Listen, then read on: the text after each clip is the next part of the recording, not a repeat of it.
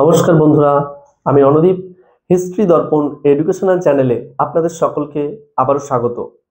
আজ আমি মূলত আলোচনা করব কল্যাণী ইউনিভার্সিটির 4th সেমিস্টার পেপার 2 এর সাজেশন সম্পর্কে।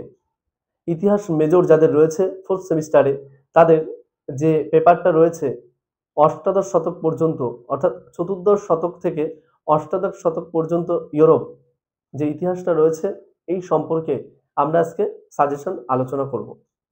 কিছু গুরুত্বপূর্ণ প্রশ্ন আমি পূর্ববর্তী ভিডিওতেও আলোচনা করেছি, অবশ্যই তোমরা দেখে নেবে। আর এই ভিডিওতেও আমি কিছু গুরুত্বপূর্ণ প্রশ্ন আলোচনা করে দেব, অবশ্যই দেখে নেবে। আর তোমাদের পরীক্ষার আগে আমরা চেষ্টা করব খুবই স্বল্প সংখ্যক একটা সাজেশন তৈরি করার, যাতে তোমরা খুব সহজেই অল্প প্রশ্ন পড়ে সব প্রশ্নের উত্তর কমন পেয়ে যাও। প্রথমে আলোচনা করি ফরাসি বিপ্লবে দার্শনিকদের ভূমিকা, বা ফরাসি বিপ্লবের পশ্চাতে দার্শনিকদের ভূমিকা। নেক্সট যে প্রশ্নটা বলতেই হয়, ফ্রান্সে প্রথম শিল্প বিপ্লব সংগঠিত হওয়ার কারণ কি ছিল? Most important. নেক্সট, ডাইরেক্টরি শাসন সম্পর্কে আলোচনা করো, খুবই গুরুত্বপূর্ণ প্রশ্ন। নেক্সট, ইউরোপে ধর্ম সংস্কার আন্দোলনের কারণ এবং ফলাফল আলোচনা করো, খুবই গুরুত্বপূর্ণ প্রশ্ন, অবশ্যই পড়বে। নেক্সট, ধর্ম সংস্কার আন্দোলনে মার্টিন লুথারের অবদান সম্পর্কে আলোচনা করো, খুব ইম্পর্টেন্ট, ভেরি ভেরি ইম্পর্টেন্ট প্রশ্ন। নেক্সট, ফরাসি বিপ্লবের নারীদের ভূমিকা কি ছিল? এটা অবশ্যই পড়বে। নেক্সট যে প্রশ্নটা আলোচনা করতেই হয়, ইউরোপের সামন্ততন্ত্রের বৈশিষ্ট্যগুলি আলোচনা করো।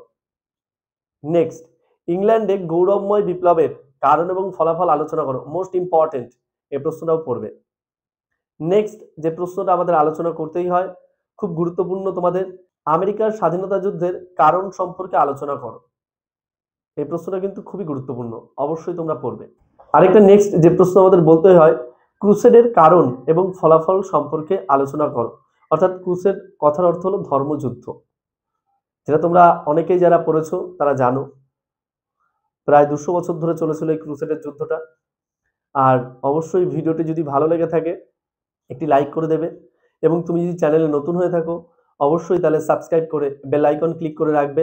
এবং আরও এই ধরনের ভিডিও পাওয়ার জন্য অবশ্যই কমেন্ট বক্সে কমেন্ট করে জানিও, তাহলে আমি অবশ্যই তোমাদের মনের মতো করে ভিডিও তাহলে বানাতে পারবো। এবং তোমরা কি ধরনের ভিডিও চাও অবশ্যই আমাকে জানাও, তাহলে অবশ্যই আমি সেই ধরনের ভিডিও তোমাদের জন্য বানাবো। আর তুমি যদি নতুন হয়ে থাকো অবশ্যই সাবস্ক্রাইব করে দিও, এবং বন্ধু বান্ধবদের মাঝে অবশ্যই চ্যানেলটিকে শেয়ার করে দিও। দেখা হচ্ছে পরের ভিডিওতে। ধন্যবাদ।